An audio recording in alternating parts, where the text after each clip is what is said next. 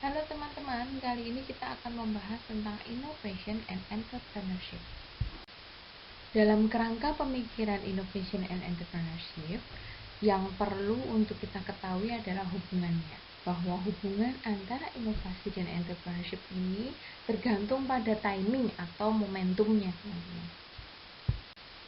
Nah, proses inovasi ini melibatkan beberapa aspek, yaitu yang pertama, konversi pengetahuan baru yang kita jadikan produk, atau proses layanan baru yang kita tempatkan pada produk yang sudah kita punya, atau proses dan layanan baru yang kita pakai pada penggunaan produk kita yang sebenarnya. Jadi perlu kita ketahui dan kita sadari bersama bahwa inovasi hanya dari segi produk ya teman-teman. Inovasi itu bisa juga inovasi proses. Inovasi produk berkaitan dengan produk akhir yang nanti kita jual, terutama berkaitan dengan penambahan fitur misalnya.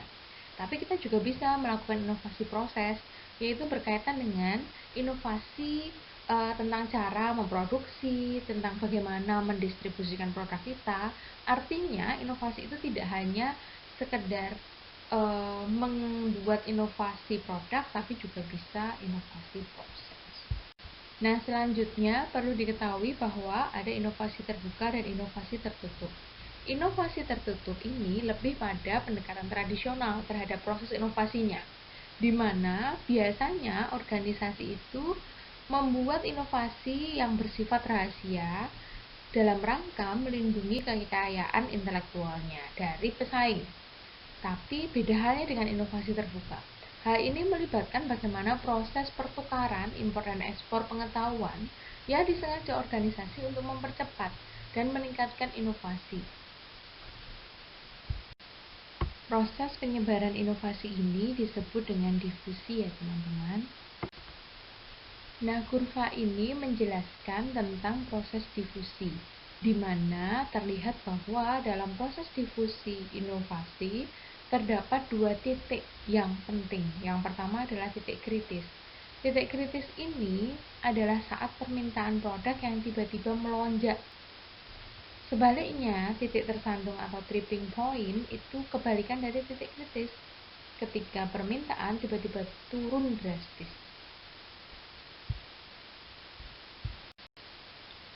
Nah, artinya apa teman-teman? Fenomena bisnis kini bukan lagi tentang yang besar mengalahkan yang lemah, namun siapa yang cepat akan kalahkan yang lambat. Artinya, kita harus cepat menyesuaikan. Nah, ini adalah contohnya teman-teman, bahwa perusahaan besar belum tentu mengalahkan perusahaan yang lebih kecil atau perusahaan yang lemah. Nokia adalah perusahaan yang sangat besar waktu itu, berpengalaman dan punya network yang luas. Tapi dia dikalahkan oleh kehadiran Samsung yang bisa memberikan low spec dengan fitur yang lebih bagus dari Nokia. Hal ini menjadikan Samsung menjadi salah satu brand favorit pada saat itu dan bisa menyingkirkan market leader Nokia dengan sangat cepat. Hal inilah yang kemudian disebut dengan disruptive innovation. Artinya apa? Disruptive innovation adalah satu inovasi yang mengganggu atau menciptakan pertumbuhan substansial dengan menawarkan lintasan kinerja baru yang meskipun awalnya lebih rendah dari kinerja teknologi yang ada, tapi dia berpotensi untuk menjadi sangat unggul. Disruptive innovation ini bersifat mengganggu teman-teman. Maka, bisnis yang tidak segera beradaptasi dengan era digital akan tersingkir.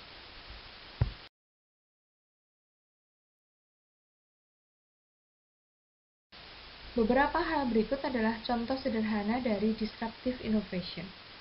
Dulu zaman eranya telegrafi, tiba-tiba pasar telegrafi terganggu oleh adanya inovasi lama-lama ditinggalkan.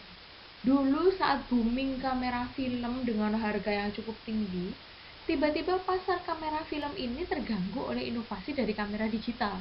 Bahkan sekarang sudah banyak yang tidak menggunakan dari kamera film ini. Ini adalah salah satu contoh sederhana dari disruptive innovation.